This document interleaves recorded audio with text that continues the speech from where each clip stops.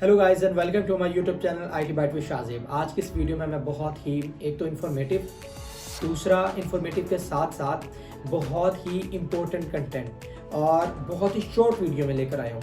मैं इसमें 15 से 18 ऐसे टिप्स बताऊंगा एसईओ ब्लॉगिंग के लिए। अगर आप एक ब्लॉग साइट रन कर रहे हैं, आपकी एक ब्लॉग साइट है, तो आप किस तरह से आप अपने ब्लॉग को एक सक्सेसफुल ब्लॉग बना सकते हैं और किस तरह से उससे अर्न कर सकते हैं, राइट। तो बहुत सारी चीज़ें और बहुत सारे फैक्टर्स इसमें इन्वॉल्व हैं। तो सबसे पहले हम डिस्कस करते हैं कि आपका जो ब्रांड नेम है, नंबर 1 पे मैं आपको कहूँगा कि नंबर 1 पे आपने एक मेमोरेबल ऐसा ब्रांड नेम रखना है जो कि याद हो सके इजीली। आपकी वेबसाइट या ब्लॉग वेबसाइट का नाम कुछ ऐसा होना चाहिए कि वो हर बंदे को एक दफ़ा देखने पर याद हो जाए, राइट। कुछ इस तरह का कॉम्प्लिकेटेड सा नाम ना हो कि लोग उसको दोबारा से सोचें, क्योंकि समटाइम ऐसा होता है जब हम किसी भी चीज़ की सर्च में होते हैं, किसी भी सॉल्यूशन की सर्च में होते हैं, हम गूगल पे बहुत सारी क्वेरीज सर्च कर रहे होते हैं और उसके बाद ऐसा होता है कि 10-15 रिजल्ट्स देखने के बाद कोई ऐसा रिजल्ट हमारे सामने आता है जिसको देखते हैं और जिससे हमारी उस प्रॉब्लम का सॉल्यूशन हमें मिल जाता है उस वेब पेज से। होता क्या है कि अब वो एक इन्फॉर्मेटिव कंटेंट मिला हमें, बट हुआ क्या कि उसका नाम इतना कॉम्प्लिकेटेड था कि वो नाम इवन 2 घंटे के बाद ही हमें भूल गया कि किस ब्लॉग पोस्ट या किस वेबसाइट से हमें वो सॉल्यूशन मिला था। तो ये बहुत ज़रूरी है कि आपकी ब्लॉग साइट या आपकी वेबसाइट का नाम कुछ ऐसा होना चाहिए कि वो जल्दी से याद हो जाए 1 क्लिक पर, राइट। उसके बाद आपने नंबर 2 पर करना है ऑप्टिमाइज परमालिंक्स। आपके परमालिंक्स होते हैं आपकी मैं एग्जांपल देता चलूँ, जब आपने ब्लॉग क्रिएट किया होगा, ब्लॉग वेबसाइट या आप कोई भी अगर आप ब्लॉग पोस्ट बनाते हैं न्यू, तो उसमें आपको एक ऑप्शन मिलता है परमालिंक का। अब बेसिकली परमालिंक क्या होता है? अब एग्जाम्पल ले लो कि आपकी वेबसाइट का नाम है एग्जाम्पल और उसका यूआरएल कुछ इस तरह से है example.com। example.com के बाद अब आपने एक ब्लॉग पोस्ट बनाई जिसका टाइटल ही यही है कि 10 बेस्ट सेलफोन्स अंडर 20,000 इन पाकिस्तान, राइट। आपने इस टॉपिक से रिलेटेड एक पोस्ट लिखी, तो अब होगा क्या, आपने परमालिंक्स आपने लिंक अपना आपने ऐसा क्रिएट करना है कि आपका लिंक मीनिंगफुल हो, वो लिंक देखकर ही पता लग रहा हो कि इसका ये किस पेज की तरफ रीडायरेक्ट करेगा, इस पेज पर क्या इन्फॉर्मेशन हो सकती है। तो लाइक उसका परमालिंक कुछ इस तरह से बनेगा कि example.com/10 best cellphones and under 20 के। और अगेन मैं बहुत सारी चीज़ें पहले से डिस्कस करता आ रहा हूँ, मेरी एक प्लेलिस्ट भी चल रही है कि किस तरह से आपने बेसिकली परमालिंक्स बनाना है कि आपने उसमें अंडरस्कोर यूज़ नहीं करना, आपने डैश यूज़ करना है। अंडरस्कोर क्यों यूज़ नहीं करना और डैश क्यों यूज़ करना है, ये सब चीज़ें मैं डिस्कस कर रहा हूँ अपने उस कोर्स में, उस प्लेलिस्ट में। तो मैं उस प्लेलिस्ट का लिंक भी आपके साथ शेयर कर दूंगा, राइट। नंबर 3 पर है use long tail keywords. Long tail keywords मैं क्यों कह रहा हूँ, लॉन्ग टेल कीवर्ड्स क्यों जरूरी होते हैं? क्योंकि आजकल की जो सर्च क्वेरीज आ रही हैं, लाइक मैंने अभी एग्जांपल आपको दी कि 10 बेस्ट सेल फोन्स अंडर 20 के इन पाकिस्तान, इस तरह के ब्लॉग्स बहुत जल्दी रैंक होते हैं और इस तरह की क्वेरीज भी बहुत ज़्यादा सर्च की जाती हैं एज कम्पेयर टू कि आप कोई भी शॉर्ट टेल कीवर्ड यूज़ करें। और शॉर्ट टेल कीवर्ड में क्या होगा, let's suppose best cell phone. Short tail keywords basically आपका 2 से 3 कीवर्ड्स का ही होता है, बट लॉन्ग टेल कीवर्ड के अंदर एक प्रॉपर इन्फॉर्मेशन होती है, प्लस आपके प्राइमरी कीवर्ड्स भी होते हैं। तो आपने अपने लॉन्ग टेल कीवर्ड्स यूज़ करने हैं। 3, उसके बाद नंबर 4 पर आ जाए मोबाइल फ्रेंडली थीम। आपने थीम ऐसी सिलेक्ट करनी है या फिर जो आप थीम यूज़ करें आपने चेक करना है कि वो मोबाइल फ्रेंडली है या नहीं। अगेन अगर मोबाइल फ्रेंडली नहीं है आपकी थीम, क्योंकि बहुत सारे यूजर्स जो हैं वो वेबसाइट्स जो हैं विजिट करते हैं आपके सेलफोन्स पर, अपने सेलफोन्स पर। सब लोग लैपटॉप पर बैठकर किसी भी चीज़ का सोल्यूशन नहीं देख रहे होते, क्योंकि वो एक इंस्टेंट सोल्यूशन नहीं है, आपको इंस्टेंटली कोई भी चीज़ मिलती नहीं है। आपका लैपटॉप किसी भी जगह पर रखा है, बट मोबाइल हर वक्त हर बंदे की पॉकेट में होता है। तो किसी भी चीज़ का अगर सोल्यूशन चाहिए तो वो करता है कि अपने फ़ोन पर वो चीज़ सर्च करता है। जब फ़ोन पर वो चीज़ सर्च करता है और आपकी वेबसाइट जो है वो मोबाइल फ्रेंडली नहीं है, अब यहाँ पर एक इशू आ गया। और इशू क्या आया कि अब आपको आपकी वेबसाइट जो है उसको प्रॉपर तरीके से शो नहीं हो रही। जब प्रॉपर तरीके से शो नहीं होगी, चीज़ें सही से डिस्प्ले नहीं होगी, कंटेंट आपका इधर उधर घूम फिर रहा है, पता नहीं लग रहा कहाँ घूम रहा है बिल्कुल, तो होगा क्या कि वो आपकी वेबसाइट से फ़ौरन से चला जाएगा। और जब आपकी वेबसाइट से जाएगा तो आपकी वेबसाइट की रैंकिंग डाउन होगी। अगेन तो मोबाइल फ्रेंडली होनी चाहिए। नंबर 4, नंबर 5 पे आ जाता है, जो कि मुझे ऐसा लगता है कि ये तो नंबर 1 पर होना चाहिए, फास्ट पेज लोड। आपका जो पेज है वो इतना फास्ट लोड हो रहा हो कि जैसे अगर किसी के पास बहुत कम इंटरनेट स्पीड भी आ रही है तो आपका ब्लॉग या आपकी वेबसाइट उसके पास भी लोड हो जाए, राइट। बहुत सारे लोग क्या मिस्टेक्स करते हैं कि अपनी वेबसाइट या अपनी ब्लॉग पोस्ट में बहुत सारी ऐसी वीडियोस, अननेसेसरी वीडियोस, राइट, कुछ जो हो ना वीडियोस जिनके कोई काम की वीडियोस हों, हाँ भाई इसके बगैर तो मेरा जो ब्लॉग पोस्ट होगी वो किसी काम की ही नहीं रहेगी, उसमें कोई मतलब उसमें कोई ख़ास चीज़ ही नहीं रहेगी अगर मैं इस तरह की कोई वीडियो नहीं ऐड करूँगा या फिर इसमें कोई इस तरह की इमेज ऐड नहीं करूँगा। चले वो तो बनती है, बट इस तरह की अननेसेसरी इमेजेस वीडियोज़ आपने डाल दी हैं, उसमें आपने एनिमेशंस डाल दी हैं वीडियोज़, तो उससे होगा क्या, आपकी वेबसाइट जो होगी वो हैवी होगी और आपकी जो वेबसाइट का लोड टाइम होगा वो इंक्रीज़ हो जाएगा। और जब लोड टाइम इंक्रीज़ होगा किसी भी यूज़र के पास, अगर वेबसाइट घूम रही है, बफरिंग कर रही है और वो लोड नहीं हो रही है अभी तक, तो उसने करना क्या है कि आपकी वेबसाइट को कट करना और उसने किसी दूसरे बंदे की वेबसाइट पे चले जाना है। तो आपने करना क्या है कि आपने अपने पेज की लोड स्पीड को बहुत अच्छे तरीके से देखना, उस पर गौर करना है। Then again Google site map, Google site map के बारे में बताता चलूँ, अगर आपको नहीं पता तो गूगल साइट मैप क्या होता है कि आप अपनी वेबसाइट का एक साइट मैप क्रिएट करते हैं। साइट मैप होता बेसिकली क्या है, वो आपकी वेबसाइट का स्ट्रक्चर होता है कि आपकी वेबसाइट पर कौन सी चीज़ किस तरतीब से पड़ी है, किस स्ट्रक्चर से पड़ी है। तो उससे फ़ायदा क्या होता है, उससे क्रॉलर को भी फ़ायदा होता है प्लस यूज़र को भी फ़ायदा होता है।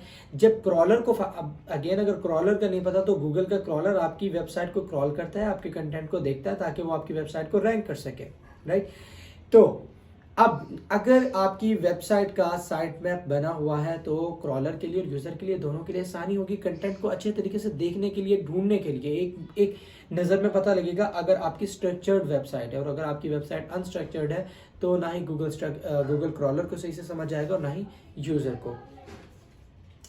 उसके बाद आपका लॉन्ग फॉर्म कंटेंट आ जाता है। आपने जो कंटेंट लॉन्ग फॉर्म कंटेंट तो होना ही चाहिए, अगेन मीनिंगफुल ज़रूर होना चाहिए। आप कुछ भी लिख रहे हैं ना, देखें आप किसी भी चीज़ के बारे में लिख रहे हैं ना तो ये एज्यूम करके लिखें कि इस चीज़ से रिलेटेड लाखों करोड़ों लोग और भी लिख रहे हैं। जब लाखों करोड़ों लोग और भी लिख रहे हैं तो अब पोजीशन तो एक ही है ना, नंबर 1 पोजीशन तो एक ही है, नंबर 1 भी एक है, नंबर 2 भी एक है, 3 भी 4 भी, सब एक ही पोजीशन है। ऐसा तो नहीं हो सकता कि नंबर 1 पोजीशन पर 10 वेबसाइट्स रैंक हो रही हैं या 20 वेबसाइट, नहीं, एक ही रैंक होगी ना। तो आपने अपने कंटेंट को कुछ इस तरह से लिखना है कि आपका नंबर 1 पर हो या फर्स्ट 10 रिजल्ट्स में आपका शो हो। और वो आपका कब हो सकता है कि जब आपका कंटेंट उन बाकी वेबसाइट से बेहतर होगा। बाकी वेबसाइट से कैसे बेहतर होगा, आपका मीनिंगफुल कंटेंट होगा। आपका अगर लॉन्ग फॉर्म में कंटेंट है, लॉन्ग फॉर्म कंटेंट ज़्यादा इंफॉर्मेटिव होता है, राइट, उसके अंदर बहुत डीप नॉलेज होता है। बट अगेन अगर उस आपने लॉन्ग फॉर्म कंटेंट तो लिख दिया बट वो कोई मीनिंगफुल नहीं है, कुछ ऐसी चीज़ उसके अंदर नहीं है, कैची पॉइंट नहीं है जो कि यूज़र को इंटरेक्ट होने पर मजबूर करता है और आपके वेब पेज पर रहने पर मजबूर करता है, तो उल्टा वो आपकी वेबसाइट के लिए नुकसान होगा। उसके बाद हम बात करते हैं बिल्ड बैकलिंक्स। आपने बैकलिंक ज़रूर क्रिएट करने हैं। बैकलिंक जो होते हैं वो आपकी वेबसाइट पर विजिटर्स आते हैं। जब आपकी वेबसाइट पर विजिटर आती है तो गूगल को एक बहुत ग्रीन सिग्नल जाता है कि यस भाईजान ये वाली वेबसाइट बहुत ज़बरदस्त है। ये वेबसाइट ज़बरदस्त क्यों है, क्योंकि बहुत सारी अच्छी डोमेन अथॉरिटी की वेबसाइट्स इस वेबसाइट को रेफर कर रही हैं, इसका बैकलिंक बना हुआ है। बैकलिंक बेसिकली जैसे मैं किसी की श्योरिटी देता हूँ कि यार ये चीज़ ना, मेरे पास इस चीज़ का इल्म अच्छा नहीं है, या फिर मैं कहता हूँ कि इस चीज़ के बेस्ट नॉलेज के लिए आप फलां पर्सन के पास जाएं या फलां ऑर्गेनाइजेशन में जाएं, फलां इंस्टीट्यूट में जाएं। बेसिकली मैं उसकी गवाही दे रहा हूँ कि यार ये तो बड़ी बेस्ट चीज़ है। और जब इस तरह से कोई किसी के पास जाता है ना, तो अभी उस बंदे से मिलने से पहले, उस ऑर्गेनाइजेशन में जाने से पहले आप उस बंदे का ट्रस्ट ऑलरेडी बिल्ड हो चुका है, क्योंकि मैंने या फिर किसी भी और बंदे ने उसको रेफर किया है। तो इसी तरह बैकलिंकिंग के थ्रू जब कोई किसी एक अच्छी वेबसाइट के थ्रू आपकी वेबसाइट का एक बैकलिंक क्रिएट होता है और आपकी वेबसाइट पर रेफर की जाती है ऑडियंस, तो होता क्या है, गूगल को एक ग्रीन सिग्नल जाता है। ग्रीन सिग्नल जब जाता है तो गूगल फिर खुद से भी आपकी वेबसाइट को सजेस्ट करता है, आपकी वेबसाइट को रैंक करता है, राइट। बी कंसिस्टेंट, सबसे मुश्किल काम। ये सारे काम आसान थे, अगेन मुझे पता नहीं क्यों ये लिखते हुए मुझे क्यों ज़हन में नहीं आया कि बी कंसिस्टेंट और जो आपका पेज लोड स्पीड थी, ये आई थिंक मुझे फर्स्ट एंड सेकंड पोजीशन पर करने चाहिए थे। बट अगेन कंसिस्टेंट ज़रूर रहना, क्योंकि ऐसा नहीं है कि आज आपने रात को ब्लॉग पोस्ट लिखी या कुछ कंटेंट डाला और सुबह रैंक हो गई और एडसेंस के अकाउंट में आपके लाखों डॉलर्स आ गए। That is not possible.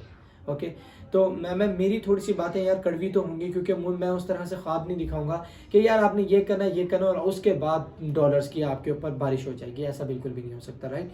तो बी कंसिस्टेंट। आप कंसिस्टेंट जितना रहेंगे उतना अच्छा है, क्योंकि ऐसा हो सकता है कि 4 महीने 6 महीने आपको कोई रिजल्ट शो ना हो, बट जब रिजल्ट शो होना शुरू होंगे और तब तक आप वहाँ से फरार हो चुके हों कि यार यहाँ से तो कुछ मिल ही नहीं रहा ना मुझे, तो अब मुझे आई थिंक किसी दूसरे स्किल पर काम करना चाहिए। ये नहीं करना।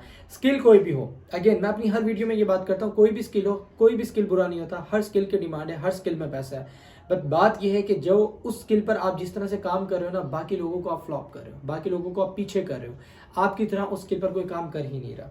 तो consistency is more important than everything anything, जो कुछ भी मैंने इसमें डिस्कस किया। अगेन उसके बाद अगर हम करते हैं तो grow a social community, that is also most important. आप कुछ भी देखें, जितने भी बड़े बड़े और सक्सेसफुल यूट्यूबर्स को देखेंगे, उनकी आपको सोशल मीडिया पर कम्युनिटीज, उनकी सोशल मीडिया पर चैनल्स नजर आएंगे, और ये बहुत इंपॉर्टेंट है। वो करते क्या है कि एक फुल वीडियो अपनी अपलोड करते हैं यूट्यूब पर, और उसके बाद बाकी वीडियोस अपनी अपलोड कर देते हैं, एक शॉर्ट क्लिप अपलोड कर देते हैं अपने बाकी सोशल मीडिया प्लेटफॉर्म्स पर।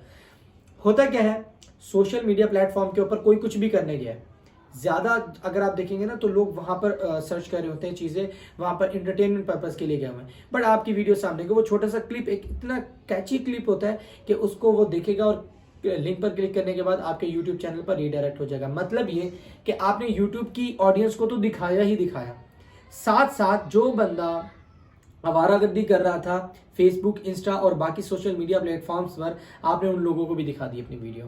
तो कितनी बेस्ट टेक्निक है ना। तो इस टेक्निक को अप्लाई करने के लिए आपके पास एक सोशल मीडिया बहुत सारे अकाउंट्स होने चाहिए। इंस्टा पर आपके पास, पिंटरेस्ट पर आपके पास, लिंक्डइन पर आपके पास, फेसबुक पर आपके पास, ट्विटर पर, इन सब पर अकाउंट्स होने चाहिए, पेजेस क्रिएट होने चाहिए, प्रोफेशनल पेजेस, राइट। तो अगेन आपने सोशल कम्युनिटी बिल्ड करनी है, बिल्ड आ मेलिंग लिस्ट, आपने ईमेल ज़रूर करनी है। ये बड़ा प्रोफेशनल लगता है। आपका एक पेज पॉपअप हुआ जिस पर आपने कहा कि आप अपनी ईमेल ऐड करें और हम आपको इससे मज़ीद न्यूज़लेटर वगैरह या फिर कुछ भी इंफॉर्मेटिव कंटेंट जो भी होगा हम आपको ईमेल के थ्रू सेंड करते रहेंगे। और जिन जिन की ईमेल्स आपको मिल जाए वो बेसिकली आपकी टारगेटेड ऑडियंस होती है, राइट। टारगेट ऑडियंस होती है, आपने उनको ईमेल्स के थ्रू अपनी बाकी सर्विसेज के बारे में बताना है और बाकी इन्फॉर्मेशन के बारे में बताना है। कुछ भी चीज़ न्यू अपलोड हो रही है, कुछ आ रही है, कुछ डिस्काउंट्स हैं या एनीथिंग, कुछ भी है, तो आप ईमेल्स के थ्रू आपने अपनी ईमेल लिस्ट बनानी है और आप उनको डेली बेसिस पर या वीकली बेसिस पर 1-2 ईमेल्स करेंगे, ताकि जो आपके व्यूअर्स हैं, जो आपके विजिटर्स हैं, वो आपको भूले ना। आपने भूले नहीं देना, आप उन्हें याद दिलाते रहेंगे दरवाज़ा बजा बजा के, यस वी आर हेयर, हम यहाँ पर अभी भी हैं, we are still here, right. उसके बाद अगर आप आ जाते हैं ऐड रिच स्निपेट्स, आपने जो एसईओ मेरी प्लेलिस्ट फॉलो करना है, अगेन मैं लिंक ऐड करूंगा उसमें ताकि आप लोग वहां जाके वीडियो देखें। रिच स्निपेट्स क्या होते हैं? रिच स्निपेट्स बेसिकली होते हैं कि आपने देखा कुछ भी चीज़ आपने सर्च की, राइट। समटाइम ऐसा होता है कि एक छोटा सा टेक्स्ट का पार्ट जो होता है वो आपको वेबसाइट से पहले ऊपर नजर आ रहा होता है, वो रिच स्निपेट्स होती हैं। तो उसके थ्रू उसके बाद वो वेबसाइट आ रही होती है। ये सब कीवर्ड्स के अगेंस्ट नहीं हो रहा होता, ये कुछ कीवर्ड्स के अगेंस्ट ऐसा रिजल्ट आपको मिलता है, तो वो आपका रिच स्निपेट्स होता है। तो आपने अपनी वेबसाइट का ये ज़रूर ऐड करना है, तो इससे भी ऑडियंस बिल्ड होती है। आपने इम्प्रूव करनी है अपनी internal linking. Internal linking is most important. आप ये देखें कि जब आपकी इंटरनल लिंकिंग अच्छे से हुई होती है ना, तो जो विजिटर एक दफ़ा आपकी वेबसाइट पर आ गया, उसने किसी सेलफोन के बारे में सर्च किया, आप किसी सेलफोन के बारे में अपना रिव्यू लिखा हुआ है, अपनी सजेशन लिखी हुई है, अपने ब्लॉग पोस्ट लिखी हुई है, होता क्या है, अब वो उसने सेलफोन देखा, सेलफोन के बाद आपने प्रोसेसर को आपने हाइपर लिंक किया, हाइपर लिंक का वो जो लिंक है वो भी रीडायरेक्ट हो रहा है आपकी ही अपनी दूसरी वेबसाइट के किसी और पेज पर। तो होता क्या है, आपकी वेबसाइट के पेजेस पर वो घूम रहा है, इस पेज से दूसरे, दूसरे से तीसरे, तीसरे से चौथे, चौथे से फिर पहले पर इंफॉर्मेशन गैदर कर रहा है। तो जितना ज़्यादा टाइम आपका उस बंदे का आपकी वेबसाइट पर स्पेंड होगा, वो आपकी वेबसाइट के लिए बहुत बेस्ट होगा। तो आपने इंटरनल लिंकिंग बहुत अच्छे से करनी है, अपने पेजेस की इंटरनल लिंकिंग, और अगेन रिलेटेड होनी चाहिए। ऐसा नहीं कि कुछ भी मतलब पकड़ के वो इररेलेवेंट हो और आपने उसका लिंक बनाकर अपने किसी दूसरे पेज पर दिया, ऐसा बिल्कुल भी नहीं करना। उल्टा ये नेगेटिव एसईओ में आता है, ब्लैक हैट एसईओ में आता है, और आपकी वेबसाइट को उल्टा नुकसान होगा। पिंटरेस्ट एसईओ बहुत इंपॉर्टेंट है। पिंटरेस्ट के ऊपर अकाउंट बनाना है, सेम नाम से या किसी भी और नाम से। आपने बहुत अच्छी अच्छी एचडी इमेजेस क्रिएट करवानी है अपने ग्राफिक डिज़ाइनर से, बल्कि मैं कहूँगा ग्राफिक डिज़ाइनर से क्यों क्रिएट करवानी है, आपके पास बहुत सारे सोशल मीडिया, बहुत सारे से फ्री, आप कैनवा की बात कर लें, वहाँ से फ्री इमेजेस क्रिएट हो जाएंगी। फ्री इमेजेस क्रिएट करने के बाद आप वो इन्फॉर्मेटिव कंटेंट उनके ऊपर लिखें, इमेजेस ऐड करें, खूबसूरत सी पोस्ट बना के पिंटरेस्ट पर अपलोड करें और साथ अपनी वेबसाइट का या अपनी यूट्यूब चैनल का किसी भी चीज़ का लिंक ऐड कर दें ताकि लोग उस पर क्लिक करके आपकी वेबसाइट पर आए. That is also most important, right. तो last but not the least, update broken links. ये बहुत बुरा मसला. होता क्या है कि हम लिंक्स तो ऐड कर देते हैं, बट होता क्या है कि जब कोई भी उन लिंक्स पर क्लिक करता है तो आगे से 404 या फिर 502 इस तरह के आपको एरर्स मिलते हैं. तो इस तरह के एरर्स आपने ज़रूर चेक करना है, उनको अपडेट करना है. अगर कोई आपका पेज जो है वो नहीं चल रहा किसी भी इशू की वजह से, तो आपने या तो उनको रिमूव करना है या उस पेज में जो इशू है वो आपने सॉर्ट आउट करना है. अगेन, अगर आपको वीडियो अच्छी लगी हो तो सब्सक्राइब करना, अदरवाइज सब्सक्राइब ना करना. Right. Thank you so much.